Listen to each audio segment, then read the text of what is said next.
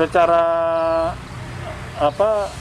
untuk kalau harga tidak turun, nggak apa-apa. Tapi kalau akan menyebabkan harga turun, saya tidak setuju. Ya tadi kalau memang itu langsung dipasok ke pasar, otomatis turun. Tapi kalau hanya sebagai stok saja untuk menjaga yang stok pangan nasional, nggak apa-apa. Tapi kalau langsung di-drop ke pasar, otomatis langsung harga turun.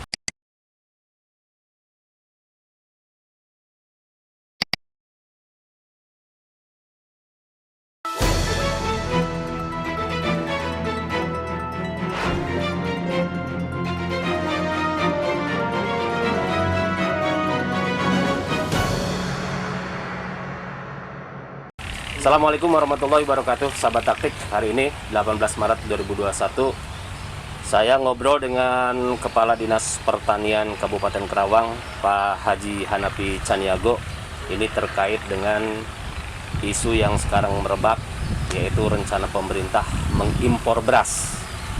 Walaupun Karawang tidak terlalu signifikan bagi kebutuhan pangan nasional, tapi setidaknya Karawang memberikan sumbangsi yang luar biasa. Nah, pertanyaan kemudian, ketika kemarin Karawang dilanda banjir di beberapa kecamatan, surpluskah produksi gabah di Karawang? Dan bagaimana dengan kondisi terkini kaitan dengan tadi isu impor beras? Saya bersama Haji Hanafi. Assalamualaikum. Waalaikumsalam warahmatullahi wabarakatuh. Kita ingin tahu, untuk musim panen kali ini, bagaimana sih hasil produksi gabah Karawang? Baik, terima kasih. Jadi Karawang masih kita pertahankan sebagai lumbung padi Jawa Barat dan penyumbang stok pangan nasional. Tahun kemarin kita sudah mencapai target sesuai dengan luas tanam kita, yakni seluas 190.000 hektar kita tanam dan sudah dipanen tahun kemarin dengan rata-rata panen 7 ton per hektar. Jadi kalau kita jumlahkan itu sekitar panen kita ini 1.330.000 ton gabah kering panen. Itu targetnya berapa, Pak? Itu memang kita targetkan karena targetnya di posisi itu. Ya, luas dari luas lahan kita ada lahan sekitar 95.000 hektar. Kalau 2 kali tanam itu 190.000 hektar. Tapi kan lebih banyak 3 kali tanam. Ada yang kita. Juga. Tapi tidak semua ya, Pak? Tidak. Nah, Pak, dengan kondisi panen kita yang banyak juga area pertanian yang sesungguhnya kan sekarang tidak tanam istirahat, tanam lagi. Sekarang kan banyak, ada juga yang 3 kali tanam. Ya. Artinya masa panen kita sebenarnya ada yang serentak nggak sih sekarang? Ya, kalau panen kita hampir tiap hari, tiap bulan itu ada panen. Nah, karena dengan pola sekarang ada kebijakan dari pusat, kita dituntut untuk setelah panen harus olah tanah lagi, tanam lagi. Jadi dengan program LTT, luas tambah tanam. Makanya kita lihat sekarang ini di Karawang, habis panen kita sarankan kalau ada air langsung olah lagi. Makanya ada yang bisa 3 kali setahun. Malah tahun ini kita akan coba dengan 4 kali tanam 1 tahun. Bisa, Pak? Insya Allah bisa. Karena berarti kan masa tanam sampai ke masa panen lebih singkat lagi dong? Iya, kita cari umur yang pendek. Ada paritas? Ada paritas yang umur 70 hari sampai 80 hari. Udah dicoba itu? Sudah. Di kita mana? coba di Kecamatan Ciampel. Hasilnya? Itu cukup bagus, sampai 8 ton per hektar. Sampai 8 ton? Ya. Itu luar biasa dong, Pak? Ya, ini memang kita carikan lahan yang untuk airnya tersedia terus. Karena kan kita tahu untuk tanam padi kan nggak butuh air ya. Makanya jadi kita kontinuitas kemarin airnya terjamin ya. Kita coba kemarin itu seluas 25 hektar. Tempat yang ada air yang kita bisa pompakan kalau airnya kurang. Hanya karena kita carikan jamur pendek memang ini kita kalau untuk semuanya harus di luar, tidak bisa di area sawah, karena umur 10 hari setelah kita langsung tanam lagi, olah tanah 10 hari langsung olah, selama 90 hari selesai, jadi 4 kali panen setahun. Pak, kembali tadi ke hasil produksi gabah kita. Iya. Itu kita surplus. Surplus, jadi dengan Berapa persen, Pak, 1,3 juta ton gabah itu kalau kita setarakan dengan beras, itu setara dengan 800.000 ton beras. Sedangkan kebutuhan Karawang dengan jumlah penduduk 2,5 juta ini hanya sekitar 250.000 ton per tahun. Berarti jadi kita surplus sebesar 550.000 ton per tahun. Dan itu dikirim ke mana, Pak? Itu mensuplai ke daerah tetangga kita, Jakarta, DKI, Bandung, Sumatera. Oh, Sumatera sampai? Iya. Itu bisa kita lihat di Pasar Johar. Itu banyak sekali truk-truk yang antri, yang untuk siap dikirim ke luar Karawang. Gitu. Pak, kontribusinya Karawang terhadap pemenuhan kebutuhan beras itu berapa persen, Pak? Kalau kita kan udah surplus. Ya, maksudnya untuk pemenuhan kebutuhan pangan nasional. Kan ya, pemerintah pusat rencananya mau impor beras nih. Ya. Ya, kalau secara nasional ya kan kebutuhan Indonesia kan cukup besar juga ya. Sampai 4-5 juta ton ya. Nah, Karawang kan ya mungkin ya kita berapa persenan lah, 5% lah untuk mensuplai kebutuhan stok. Pak, sempat nggak kita mengalami defisit? Artinya kekurangan produksi gabah? Kalau Karawang tidak. Selalu surplus? Surplus, karena kan lawan kita dengan kebutuhan kita jauh. Oh iya. Pak, dengan kondisi kita tahun ini maupun tahun sebelumnya kan sempat kena bencana banjir, itu berpengaruh nggak kepada hasil produksi gabah? Kalau buat Karawang tidak terlalu berpengaruh, karena kemarin banjir kan tidak terlalu lama, kecuali yang lama. Kemarin kita yang terendam itu lebih kurang 2.123 hektar. Kemudian yang pusol, yang benar-benar hancur, yang tidak bisa kita selamatkan, itu hanya 219 hektar. Dan ini pun kita sudah minta bantuan ke pihak pusat supaya ada bantuan benih dan bantuan pupuk kembali gitu. Hasilnya gimana, Pak? Ini dalam proses. Setidaknya sinyal dari pusat terkait dengan permohonan bantuan kita sudah ada respon. Rapat dengan Pak Dirjen Tanam Pangan, beliau sudah tanggap, nanti akan coba diusahakan itu ada penggantian benih. Selain benih apa lagi, Pak, bantuannya? Nah, kita coba minta juga pupuk ya, karena kita tahu bahwa pupuk ini juga sangat dibutuhkan oleh petani. Karena kalau udah habis kena banjir, pasti pupuknya udah habis lagi. Makanya kemarin kita usulkan lagi juga bantuan pupuk itu gratis juga. Ya, kepada petani yang terkena bencana banjir. Pak, kan petani sebelumnya kan diasuransikan tuh. Ya. Ini gimana, masih berjalan? Ya, memang sesuai dengan Perda nomor 1 ya, tahun 2018 tentang LP2B. Dan kita juga ada Perda tentang perlindungan dan pemberdayaan petani, Perda nomor 13 tahun 2017.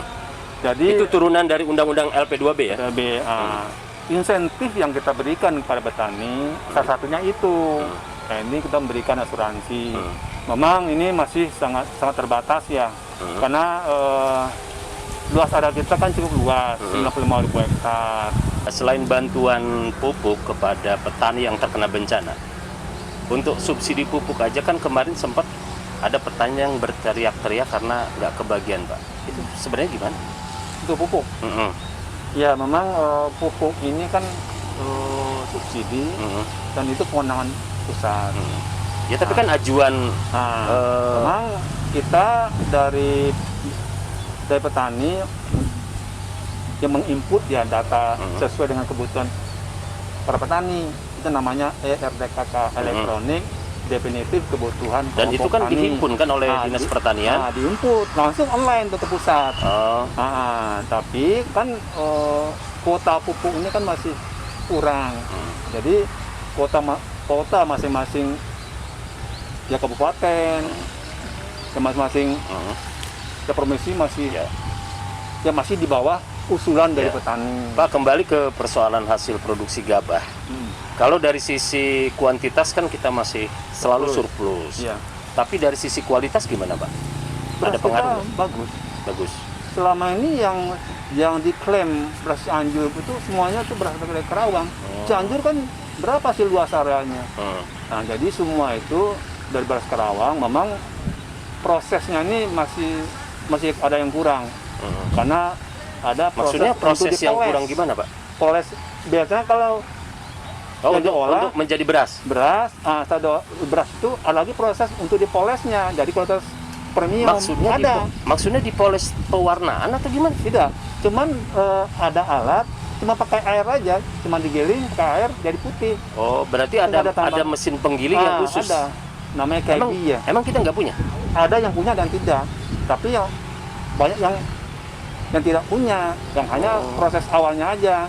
Makanya banyak dibawa ke Cianjur, di sana ada alat untuk itu pemolesnya. Kenapa kita Diolah. tidak punya alat Nah, seperti ini itu yang lebih kita banyak, Pak? Sehingga kan himbau kemarin, kita bisa mengklaim bahwa bukan Beras mengklaim Karawang. lagi dan memang ini adalah produksi gabah Karawang. di Karawang sehingga tinggal diolah menjadi beras dan berasnya kan berkualitas seperti Nah, ini yang udah halnya brand di Cianjur. udah gitu. sampaikan ke anggota dewan yang intent yang adalah perhatian ini, maka dia akan membuat usaha juga hanya untuk memolesnya aja. Karena ini bukan ada bahan kimia, tidak, hanya cuma dipoles pakai air, ada mesinnya, udah jadi kualitasnya jadi premium. Berkaitan dengan luas lahan, area pertanian.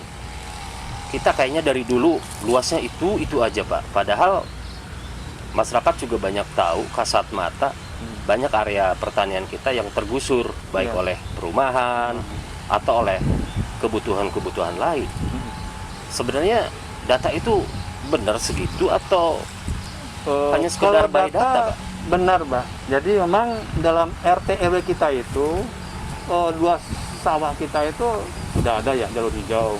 Nah, dalam LP2B juga ditetapkan juga di angka 80.000 hektar. Tapi kan LP2B ya, itu kan katanya kita belum punya batasan di mana. Iya, tapi data itu sudah kita kunci di angka 80.000 hektar itu. Itu petanya ada di kantor BPN. Jadi siapapun yang meminta kalau itu masuk di angka 80.000 pasti akan ditolak karena kita satu pintu untuk izin ini. Sedangkan yang sekarang kita lihat banyak komplek perumahan itu sudah sesuai dengan RT RW yang ada gitu. Karena kan ada spare nih dari LP2B hanya 80.000 hektar. Nah, sedangkan yang existing sekarang ada seluas 95.000 hektar. Jadi ada sekitar ya 9.000 hektar ya. Tapi kita mengharapkan walaupun itu sudah jalur kuning dalam RT RW-nya, kalau itu sawah kita usahakan tetap jadi sawah aja. Tapi memang itu sudah boleh. Nah, makanya sekarang banyak wilayah yang ya sawah ya, tapi itu sudah sesuai dengan RT RW yang ada. Terus Pak, peran Dinas Pertanian kaitan dengan bagaimana sih mengawal para petani kita agar selain tadi kuantitas juga terjaga, kualitas pun lebih terjamin gitu. Ya, itu tadi kita coba ke depan, makanya selama ini kan kelompok tani itu dalam usaha kecil ya. Nah, makanya kita akan bentuk semacam korporasi gabungan dari beberapa kelompok tani. Nah, dia akan ada usaha besar. Nanti di sanalah dari usaha hulu sampai hilir itu oleh korporasi itu. Jadi nanti dia yang dikuasai oleh kelompok-kelompok tani. Iya. Jadi dia yang menentukan harga. Selama ini kan langkah ini sudah dilakukan, Pak? Udah mulai Seperti dari apa kemarin. misalnya, Pak? Nah, sekarang itu sudah bentuk korporasi untuk wilayah Celamaya ada 7 kecamatan, ada klasternya, itu seluas lebih kurang 10.000 hektar. Itu untuk bergabung semua kelompok. Nah, nanti dialah ada unit usahanya untuk olah tanahnya, untuk panen pun harus dibeli oleh dia sendiri gitu. Nah, harga kan dia menentukan sendiri gitu. Nah, nanti ada untuk modalnya kita siapkan KUR yang oleh Pihak perbankan. Nah, perbankan. Dengan menggandeng dengan bank-bank mana aja? Semua bank ada kurnya. Ada Bank BRI, Bank Jabar juga ada. Semua bank BUMN. Tapi kan birokrasinya untuk Nah, ini lebih mendapatkan gampang. Makanya harus ada off-takernya sebagai penjaminnya. Nah, kita carikan nanti orang-orang yang benar, ada niat baik lah kayak sektor pertanian ini gitu. Pak, ada yang mengkhawatirkan lahan pertanian di kita itu sudah mulai banyak dikuasai oleh orang-orang yang bukan petani. Ini benar nggak? Ya, saya secara faktual mungkin saya belum tahu ya, tapi memang informasinya begitu. Tapi memang ada yang jual beli. Nah, tapi kita waktu dia minta izin alih Fungsi. bukan alih Alih kepemilikan. kan, tapi tetap jadi sawah dalam suratnya gitu. Jadi Ada perjanjian itu. Iya, kita sampaikan tetap. Tapi karena kalau masuk- untuk jangka pendek, jangka menengah mungkin bisa saja dijaga. Tapi kalau jangka panjangnya kemudian si pemilik mengalihfungsikan kemudian ke sektor lain, ya nggak boleh. misalnya buat pemukiman, Ya nggak boleh. Kan dalam ETRW juga dikunci juga yang sawah 80.000 hektar ini dalam LP2B-nya. dan itu masuk L2PB ya Pak? LP2B-nya 80.000 hektar tidak bisa diambil. Pak, soal tadi produksi padi kita itu kan luar biasa, masih terjagalah kuantitasnya maupun kualitasnya. Sementara pemerintah ada kabar ini mau mengimpor beras. Walaupun tadi di awal sudah saya sampaikan, sudah saya katakan bahwa Karawang kan bukan satu-satunya pemasok kebutuhan beras nasional. Tetapi setidaknya Karawang juga cukup signifikan kan, karena ada beberapa penolakan juga dari para pedagang beras terkait dengan rencana itu. Menurut Bapak sebagai Kepala Dinas Pertanian, gimana nih? Ya sebetulnya kan Realistis nggak gitu loh? kami sebagai wakilnya petani ya. Kalau petani ini tidak melihat mau impor atau tidaknya, penting harga gabahnya itu baik, terjamin. Misalnya kalau itu sekarang sudah di bawah HPP, tapi kan gini Pak, harganya. kalau misalkan kondisi kuantitas gabah tetap stabil, kita tetap surplus, kalau tiba-tiba ada beras impor masuk, ini kan ada kompetisi, sehingga secara hukum ekonomi ini kan bisa turun Nah, itu harga. yang Ini dampaknya ke situ loh Pak. Nah, kita mengharapkan kalaupun ada impor, harga tetap stabil gitu. Itu kalau harganya turun ya kami Terus Pak, kalau beras tidak banyak kemudian harga bisa stabil, mungkinkah itu? ya itu perannya Bulog gitu untuk yang menstabilkan pasar. Kan Bulog biasanya membelikan gabah ke petani itu kan berdasarkan HPP, harga pembelian pemerintah. Ya. Dan standarnya kan udah jelas. Ya, di angka Sekarang berapa?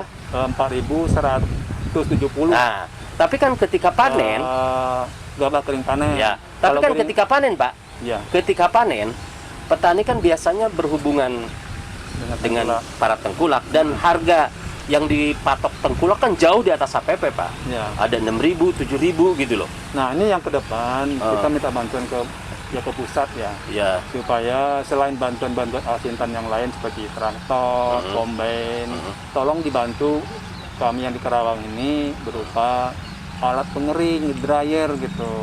Jadi kalau masing-masing kelompok sudah punya dryer, jadi pas panen walaupun gabahnya basah, itu bisa dikeringkan.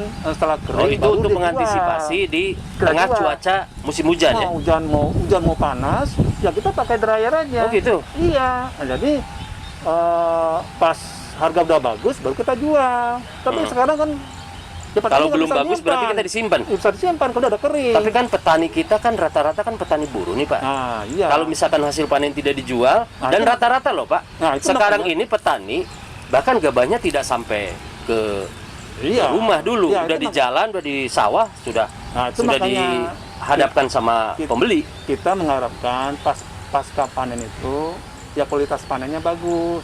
Walaupun musim hujan, kalau ada dryer langsung dikeringkan aman, harganya pasti bagus kalau kering. Tapi kalau basah pasti hitam. Itu hanya 2-3 hari tumbuh. Itu akan jelek kualitasnya. Itu makanya kita lebih ke depan baik dari bantuan pusat, bantu provinsi, kita mengarahkan ke depan itu lebih banyak untuk dryer alat pengering. Untuk membantu petani nih. Iya. Agar mereka merasa terproteksi, mereka merasa terlindungi terkait dengan persoalan harga Pak, harga gabah. Itu langkah Dinas Pertanian apa Pak? Ya sebetulnya kalau harga ya kan itu Mm, pasar menentukan ya. mm. Eh, ya pemerintah paling dibantu oleh Bulog. Ya makanya Tapi tadi Pak, kalau kita dinas hanya bagaimana untuk menghasilkan suatu apa ya gabah ya Mm. dengan hasil yang bagus, hasilnya baik kuantitas maupun kualitas. Nanti kalau setelah pasca panen, nah inilah tugas kita. Yuk, ya bareng-bareng gitu, bukan jadi ya petani aja. makanya tadi Pak, tadi kan Bapak bilang ini kan kalau soal harga tergantung pasar. Iya. Pasar kan yang menentukan. Tapi tadi hukum pasar kan akan selalu rumusannya semakin banyak produksi suatu barang, maka harga akan terkoreksi kan, Iya. bisa turun. Iya. Nah ini kan tadi ketika misalnya pemerintah jadi mengimpor beras, kan beras banyak di pasaran, Ya enggak, otomatis kan? biasanya pemerintah kan untuk mendistribusikan beras yang impor juga melihat harga pasar juga. Kalau harga sudah naik, baru Oh itu mensuplai sebenarnya untuk menstabilkan harga. Tidak terlalu langsung, tinggi. tidak, udah sesuai dengan itu. Tapi kalau harga yang tinggi banget, baru di drop. Artinya harga tidak terlalu tinggi, tidak terlalu rendah ya, Ya, kan disimpan. pada posisi yang rasional. Iya. Kalau di posisi harga gabah saja misalnya Pak per kilo 7.000 atau 6.000 itu sebenarnya normal nggak? Idealnya kalau gabah kering panen ya, Mm-mm. idealnya itu memang di angka 4 sampai 5.000. Ya itu mah sesuai dengan itu dong. Nggak, tapi Harga. cuma 4.000. Hah? 4.170. Oh, Ini di angka 5.000-an lah, Mm-mm. rata 5.000 gitu. mm. Baru ya seimbang daya produksi dengan ada income buat Mm. para petani. Di gitu. di posisi harga segitu Pak, Ya. itu kalau diinikan dengan apa biaya produksi, petani Ya, masih kalau misalnya 7 ton per hektar di harga 5.000, kan 1 hektar dapat 35 juta. Nah, biaya produksi sekitar 15 juta. Masih ada sisa sekitar 20 juta untuk selama ya. selama ya 4 bulan sampai 5 bulan gitu. Selama ini Pak, paritas yang ditanam oleh para petani Sekarang itu lebih banyak memang sudah disarankan sesuai dengan hasil penelitian ya. Di Karawang udah banyak memakai impari yang dikeluarkan oleh Kementan gitu. Dan juga memang masih ada yang ini baru akan diini. Tapi maksudnya sudah banyak. selama Karena itu ini lebih tahan hama. penyakit. Oh. Impari 32. Enggak, maksudnya kalau 34. selama ini kan tetap di paritas itu juga kan? Enggak, dulu kan banyak ya Ciherang ya. Nah, sekarang udah memang harus digilir sih biar rantai hamanya bisa putus. Gitu. Kalau gitu terus nanti dia akan kebal, makanya nanti akan diserang terus. Pak, balik lagi tadi Bapak sempat menyatakan bahwa kita lagi uji coba nih untuk tanam 4 kali setahun. Iya. Nah, teori yang sempat selalu saya ingat itu kan tanam istirahat tanam. Tanam. Nah, maksudnya untuk IP300 memulihkan kejenuhan tanah. Iya. Gitu loh. Nah, dengan pola apalagi 4 kali Pak, itu kira-kira tanah gimana? Ya itu. Kegemburannya Nah, terjamin dalam nggak? pola ini pada penggunaan bahan ya pupuk bahan kimianya. Jadi misalnya yang tanam pertama kita tanam itu semuanya pakai pupuk kimia. Tapi untuk yang tanam keduanya, nah itu sudah separuh sudah menggunakan pupuk organik. Ya. Nah, yang ketiganya Lebih aman kan seperempat pupuk organik. organik. Jadi tidak, malah lebih bagus Ya. itu tanamnya. Oke, terakhir Pak, Bapak setuju nggak kalau pemerintah mau impor beras? Secara untuk kalau harga tidak turun nggak apa-apa. Tapi kalau akan menyebabkan harga turun, saya tidak setuju. Menurut Bapak kira-kira turun apa tetap stabil dengan adanya impor beras nanti? Ya tadi kalau memang itu langsung dipasok ke pasar, otomatis turun. Tapi kalau hanya sebagai stok saja untuk menjaga stok pangan nasional, nggak apa-apa. Tapi kalau langsung di-drop ke pasar, otomatis langsung harga turun. Nah, itu secara saya juga tidak setuju. Dengan adanya kabar ini, Bapak sempat nggak ke Jakarta misalnya ke Kementerian Pertanian untuk mempertanyakan benar nggak sih ini bakal ada impor beras? Selama saya rapat rakor kemarin, minggu kemarin belum ada informasi untuk impor beras. Tapi kita memang ya berharap kalau bisa ya jangan impor lah untuk harga. Kalau memang harganya masih bagus ya, jangan diimpor lagi. Kebutuhan kita juga untuk Kerawang kan udah cukup sih. Ya. Tadi pagi kan ada dari Kementerian Pertanian ya datang ke Kerawang. Ya. Apa Pak yang Jadi disampaikan? kita punya program Denpam, Apa itu? demonstrasi farming. Kita ada program usaha pertanian itu dari hulu sampai hilir. Oh, yang tadi Bapak sampaikan. Ya. Ada korporasi itu. Kurasi juga uji coba di sana. Semua dibantu oleh pihak Kementan. Nah, itu lahan yang dimanfaatkan adalah 1.000 hektar. Nah, di sana disiapin dryernya yang cukup besar, yang 60.000 ton ya. Satu kali dryer, pengeringnya, terus mesinnya untuk RMU yang canggih, yang 30 ton, yang per jamnya itu sekitar 3 ton ya per jam. Nah, tadi itu memang ada lahan yang kelihatannya airnya kurang. Pas dicek, ternyata banyak saluran airnya yang kurang bagus.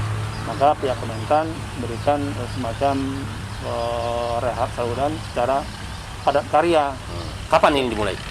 Udah tadi dari launching di Targetnya kampung, kapan ini selesai? Cuma 1 atau 2 hari selesai. 2 hari karena selesai. Untuk mengairi sekitar 400 hektar. Jadi ini demplot ya Pak? Iya. Percontohan. Targetnya kapan? Kita Sampai kemudian menghasilkan dari demplot ini yang Denpam ini program pemerintah itu sampai 2022. Ya. Insya Allah ini. Nah, sekarang kita juga minta bantuan ke pihak Taiwan, khususnya untuk tanaman sayuran. Ini lagi dibangun di samping hutan kota. Ini sekitar 200. Jadi tumpang sari maksudnya? Bukan. Jadi nanti kita berharap kebutuhan Kerawang ini kan tidak saja beras. Ya. Nah, selama ini untuk kebutuhan sayuran kita masih masih datang dari luar. Nah, sekarang kita himbau kepada masyarakat untuk menanam di setiap kecamatan untuk nanam sayuran. Jadi artinya kebutuhan masyarakat Karawang bukan hanya dipenuhi dari beras ya, dari produksi sendiri, tetapi juga sayuran. Makanya kita minta bantuan ke pihak Taiwan. Taiwan membantu nanti teknisnya. Kenapa jauh pada ke Taiwan? Kebetulan dulu yang Denpam itu juga ada bantuan dari Taiwan. Makanya kita siapkan 2 hektar tanah. Nanti akan dibangun greenhouse untuk rumah kaca, untuk prakteknya, untuk packing house, untuk mempacking produk hasil Kerawang nanti semuanya. Nanti dia yang ngirim ke mall, kemana, ke Solayan, dia yang ngirim via Taiwan. Nah, selama ini sudah jalan di 2 tempat, kecamatan Jakarta, sama kecamatan Tegalwaru dan ke Pangkalan. Kalau Tegalwaru Pangkalan kita coba panen tanam asparagus. Ini Apa yang itu? belum boleh tanam. Asparagus maksudnya tanaman? Untuk sayuran, yang cukup mahal harganya. Oh iya, istilahnya asing-asing ya Pak? Sama kacang Ya. kacang kedelai kemarin. Oke, sahabat taktik, itulah obrolan kami dengan Kepala Dinas Pertanian Kabupaten Karawang, Pak Haji Hanafi Caniyogo. Mudah-mudahan bermanfaat. Ini terkait dengan bagaimana sebenarnya produksi gabah kita, dan tentu terkait juga dengan rencana pemerintah mengenai impor beras. Mudah-mudahan bermanfaat, dan kami saat ini berada di area pertanian wilayah Kecamatan Karawang Barat. Wassalamualaikum warahmatullahi wabarakatuh. Waalaikumsalam warahmatullahi wabarakatuh.